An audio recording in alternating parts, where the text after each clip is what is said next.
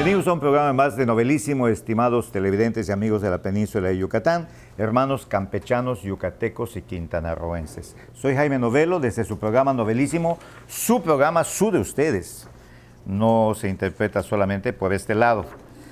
Y me da mucho gusto que me haya aceptado la invitación la bióloga Patricia Santos González. Pati, ¿no?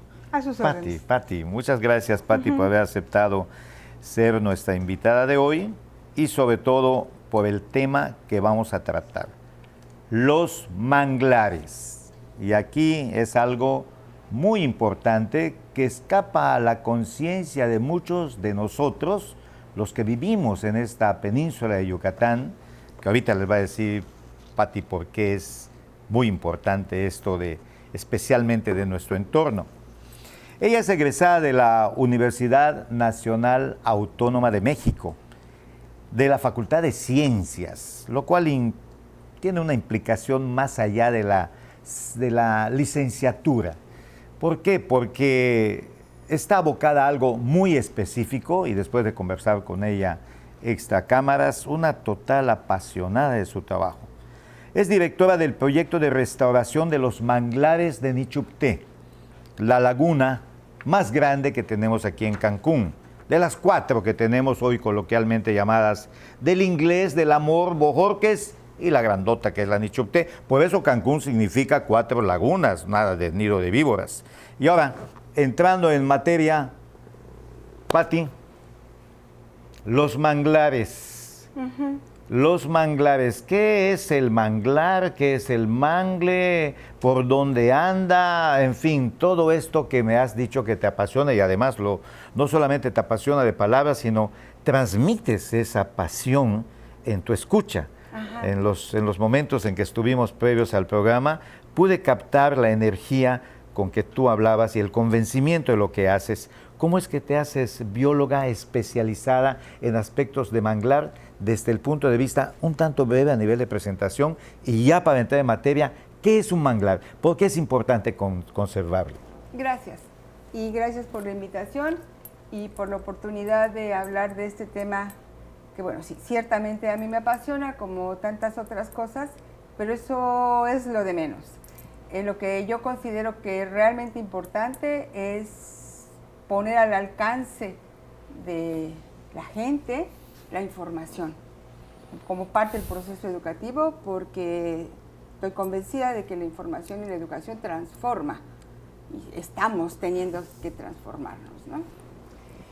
Yo vengo de una formación académica, científica de la Facultad de Ciencias, siempre volteando hacia el lado del mar.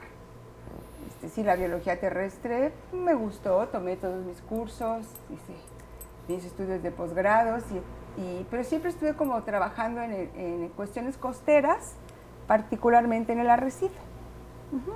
Vine a dar a Quintana Roo trabajando para el arrecife. Yo buceo, fui instructora de buceo y aprendí sobre trabajar en ese ecosistema. Esto hace más de 20 años, me decías. Yo llegué a Quintana Roo hace casi 19, pero ya teníamos varios años antes viniendo como grupo de trabajo a hacer prospección de los recursos y de las especies y de las estructuras que se encontraban, porque pues era un territorio inexplorado prácticamente, ¿no? Eventualmente, trabajando para el gobierno federal, posterior al paso del huracán Vilma, se decreta como área natural protegida la zona de manglares que está en la laguna, en el sistema lagunar Nichupté. Son 4.257 hectáreas de manglar, de humedales, donde el principal ecosistema es manglar. Se decreta como área protegida federal para atender, ¿no?, las necesidades inmediatas de restauración por las condiciones en las que quedó después del huracán. Pero hace Vilma. 19 años Cancún ya había avanzado mucho, ¿eh? Ah, sí. Y por lo tanto el sistema lagunar ya estaba afectado desde ese entonces. Yo pienso que sí. El solo hecho de la presencia humana ya genera residuos, por un lado, y consume recursos por el otro. Y como conforme la situación demográfica se va incrementando, la generación de residuos se va incrementando y la obtención de recursos, pues también. Llega un momento en el que esto rebasa lo que la propia condición del lugar ofrece. Particularmente el suelo en el estado es pobre, no hay vocación ni para la agricultura ni para la ganadería, todo tenía que salir o del mar o llegar de otro lado. Y el tema de los residuos, yo creo que nunca se pensó que este polo turístico fuera a crecer como, tan exitoso, como creció, ¿no? Y lo que en un principio fue improvisado se volvió definitivo, y todo el tema de los residuos de la actividad humana, tanto del lado de la ciudad como del lado turístico, han venido a dar consistentemente a la laguna y o al mar. Pero nos estamos adelantando un poquito. ¿Qué es el manglar? ¿Qué es el mangle? Ok. Hay una diferencia sencilla pero significativa e importante de aclarar entre mangle y manglar. Mangle son especies de plantas que se llaman mangle porque tienen características especiales, particularmente las raíces, que son aéreas, acuáticas y subterráneas, la capacidad de extraer la sal por las hojas, la formación de las semillas, son árboles vivíparos, la semilla germina aún pegada en el árbol madre. Esas características hacen que ciertas especies de plantas sean consideradas mangles. En México tenemos 5 especies de mangles, en el mundo hay 50 y tantas, en Asia, sobre todo en África. Ese es el mangle. El manglar es el ecosistema donde hay mangle y muchas otras plantas asociadas, que se llaman plantas asociadas al manglar, que solo existen donde hay mangle, que no son mangle, más toda la fauna. Los insectos, los animales, los invertebrados, los mamíferos, los reptiles, las aves, los crustáceos, las bacterias, todo lo que vive en el ecosistema, eso es el manglar. El mangle son solo los árboles vistos como individualmente. Por cierto, nada que ver con la fruta del mango, ¿no? Aunque se parezca. Me decías que es una palabra de origen prehispánico, de alguna población o pueblo ubicado en Sudamérica o Centroamérica. Depende del autor que uno consulte, se puede ubicar por ahí por las partes costeras ecuatorianas. También se andan peleando el origen del término los centroamericanos. La palabra mangle tiene ahí una raíz, sí, prehispánica, y quiere decir árbol o ramas chuecas. Que se hace también de ello artesanías muy curiosas, porque las raíces se entrelazan como en un bordado. Llama mucho la atención. No sé si es la única planta que lo haga, pero ese bordado que hace tan bonito, tan estético, ese enjambre que cumple también con una función, por decirlo de alguna manera, que es la conservación de lo que está adentro y la contención de lo que podría lastimar a lo que está adentro. Lo quiero decir de esta manera, yo que no soy un experto, pero me voy también a la parte científica, que es la que tú dominas. ¿Por qué razón está así el mangle? ¿Por qué está tan enredado?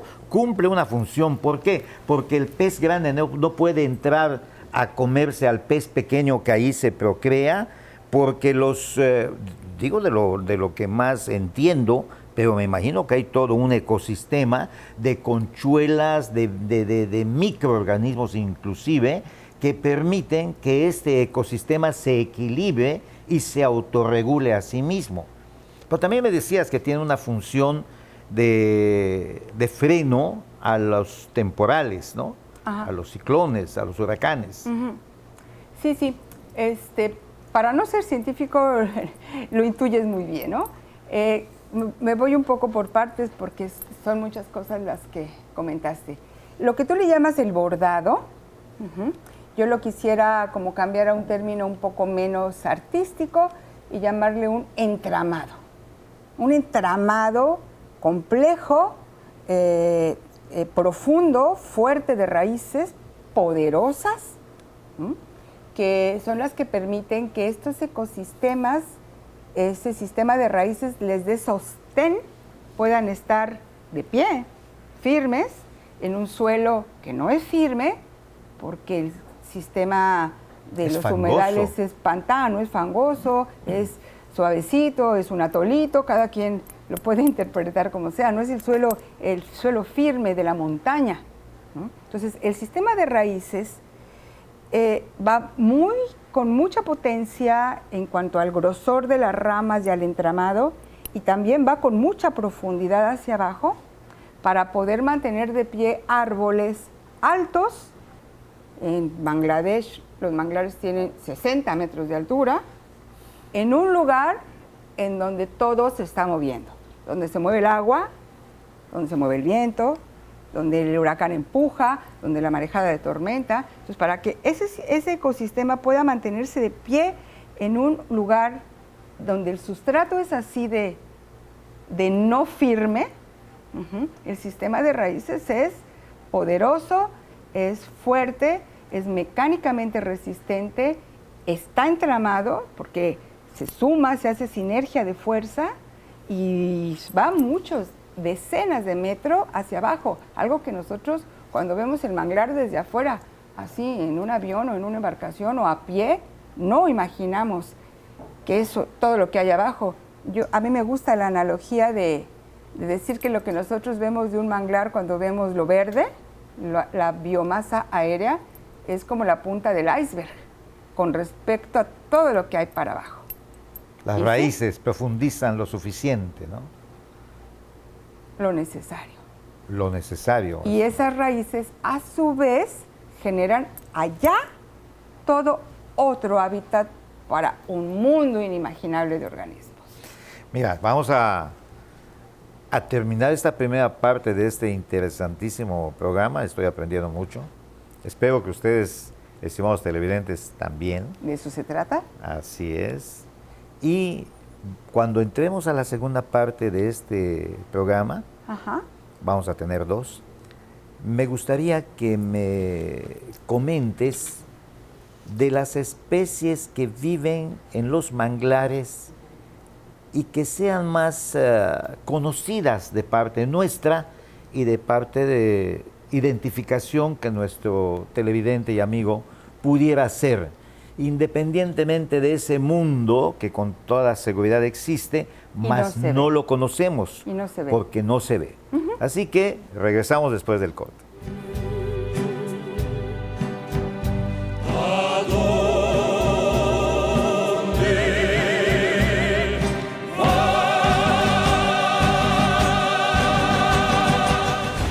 Las cosas que queremos, los proyectos que empiezan, las ilusiones concretadas necesitan una asesoría legal y una base concreta. Notaría 64. Respaldamos tus actos legalmente. Mare Publicidad.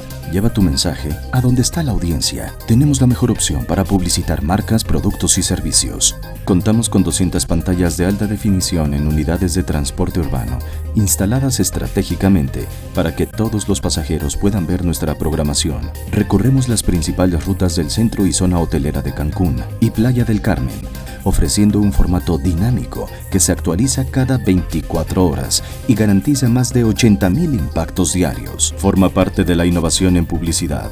Anúnciate con nosotros. Mare Publicidad. Comunicación de alto impacto en el momento y lugar correcto.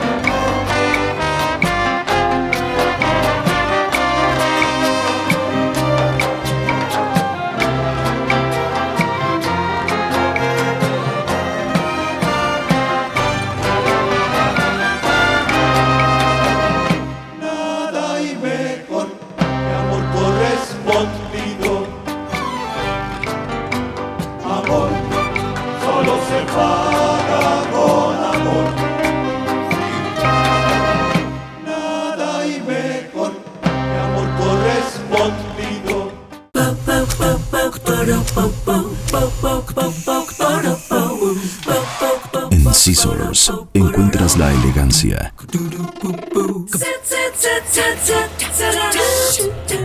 el estilo, la moda y el glamour para que te veas espectacular. Scissors, centro de belleza y alta peluquería. Plaza Bonampak 45, local 6, Cancún, Quintana Roo.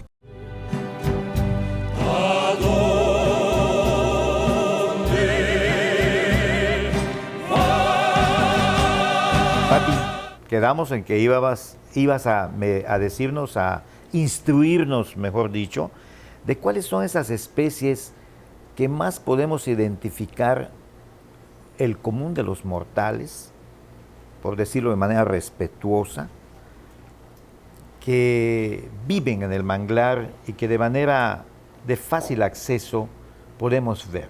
Ajá.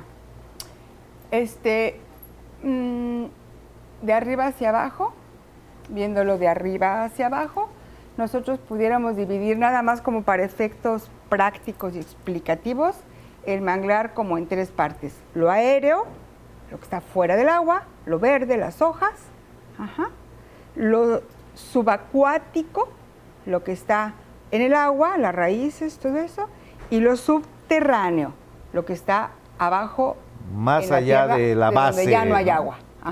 O ya el agua ya está tan revuelta con el sedimento que ya ahí ya no se considera agua, sino ya lodo. De arriba hacia abajo en ese sentido es la posibilidad de ver a la fauna, ¿no? La fauna más conspicua y más evidente de los manglares son las aves. Las aves, y son una parte del manglar muy importante porque muchas especies de aves migratorias pasan parte de su ciclo de vida en el manglar. Aves que vienen, especies de aves que habitan en el hemisferio norte, en Norteamérica, en Canadá, llegan a los manglares de aquí de Cancún en el invierno, a pasar el invierno, a reproducirse, a alimentarse, a poner el huevo, dejar la cría. Aquí nace el pollo y después ya se regresan al Polo Norte, ¿no? Lo mismo ocurre con las aves del hemisferio norte europeo y asiático, bajan a los manglares de África y de Indonesia y los manglares que hay en el trópico asiático, y entonces eso es muy importante porque si no existieran esos ecosistemas, ese ciclo de vida de las aves no se cumple y el ave se extingue, ¿no? A esto se le llama humedales de importancia internacional. Están calificados por una convención que específicamente reconoce a los humedales de importancia internacional, que es la Convención Ramsar. Es un protocolo parecido así como al protocolo de Kioto, acuerdos internacionales que se firman en ciertas ciudades. Ramsar es en Irán, en Irak.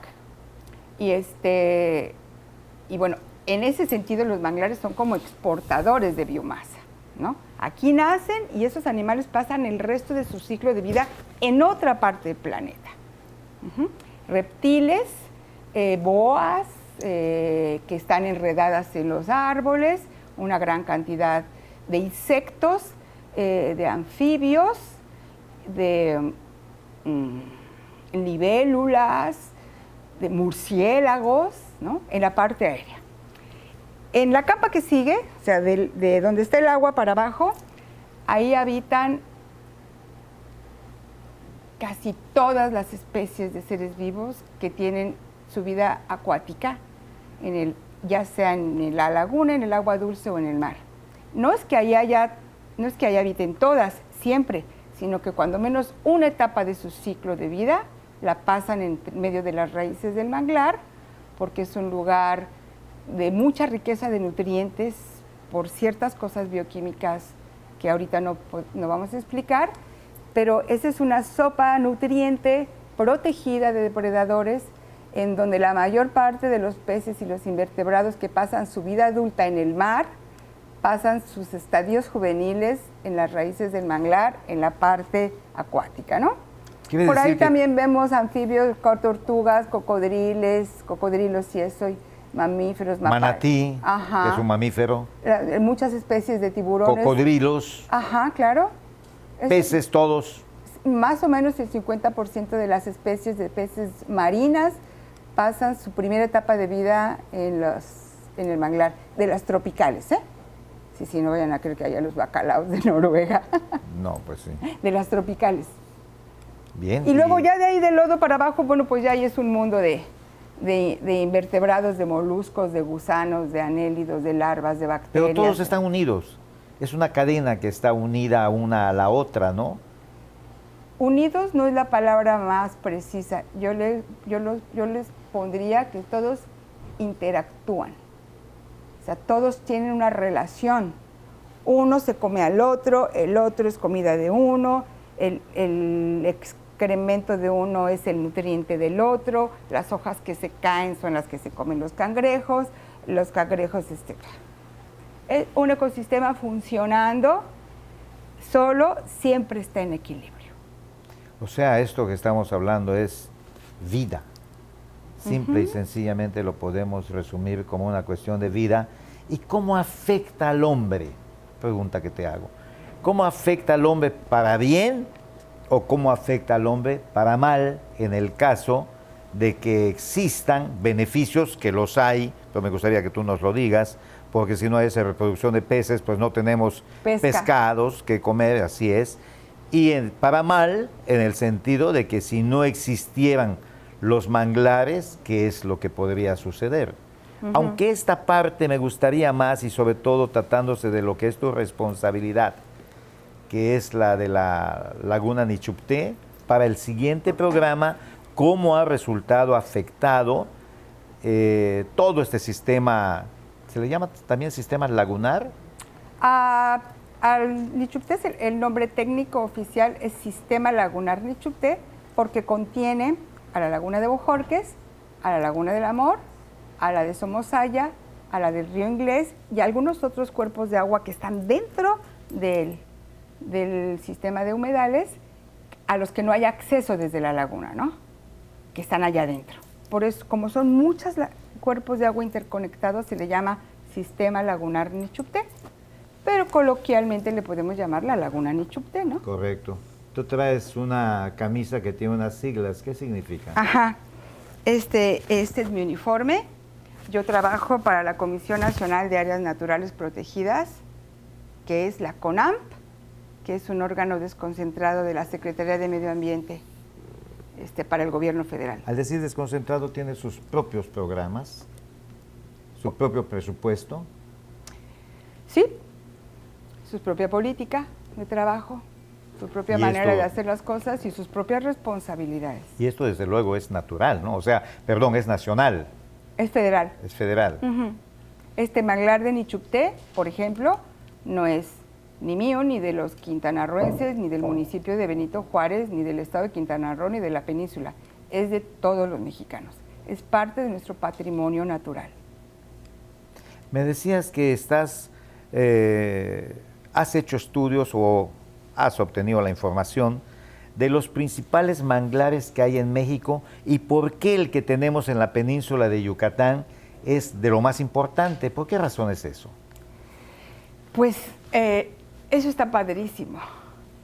En el territorio nacional hay manglares en las dos costas, por nuestra situación biogeográfica, que estamos entre el trópico de Cáncer y entre el trópico de Capricornio. de Capricornio. Somos un país tropical, ¿no? Estamos en los trópicos. Entonces hay manglares en el Pacífico, más o menos desde un poquito más al norte de Nayarit. Hay un pedacito de un último manglar muy norteño que está en la península de Baja California Sur, toda la costa del Pacífico hasta Chiapas. Y se sigue hacia Sudamérica, ¿no? Pero hablando de los mexicanos, hasta Chiapas. Y los manglares que están en el Atlántico, en el Golfo de México, empiezan en la frontera con los gringos, en el sistema lagunar de Tamaulipas, bajan por todo el Golfo de México y dan la vuelta en Campeche, Yucatán, Quintana Roo, terminan los mexicanos en la Reserva de la Biosfera de Siancán y se siguen hacia Belice. No tienen la misma fisonomía, decimos los biólogos, ni la misma estructura los manglares del Atlántico, los que están allá por Oaxaca, los del Pacífico, que los del Atlántico. Los que tenemos acá en el Golfo de México son un poco más estructurados, más complejos, porque la plataforma del Golfo tiene una pendiente más suave, entonces permite unos sistemas de humedales de más anchos, ¿no? Más hectáreas. En el Pacífico uno recuerda que va a Acapulco, ¿no? A Zihuatanejo, 3 nadaditas y ya está, ¿no? La plataforma cae, entonces eso hace que la franja de humedales sea más reducida. Pero además de eso, ya por las cuestiones geológicas y las cuestiones de pendiente del terreno, ¿no? Por las mismas razones por las que Tabasco se inunda, son por las mismas razones por las que ahí hay más manglares. Los sistemas de humedales corresponden a los sistemas costeros donde hay más relación continente-agua, continente-mar, ¿no? Entonces, en la península de Yucatán, por ejemplo, desde Campeche, cortando un pedacito de Tabasco, por ahí por Laguna de Ciudad del Carmen, si ahí ponemos un corte teórico y contamos todos los manglares que dan la vuelta desde ese pedacito de Tabasco, Campeche, Yucatán y Quintana Roo, es más del 50% de los manglares del total del país, 55%, en el último reporte de Conavio del 2013. Interesantísimo. Más del 50% de los manglares mexicanos están en la península. Y al mismo tiempo es en donde más se están perdiendo.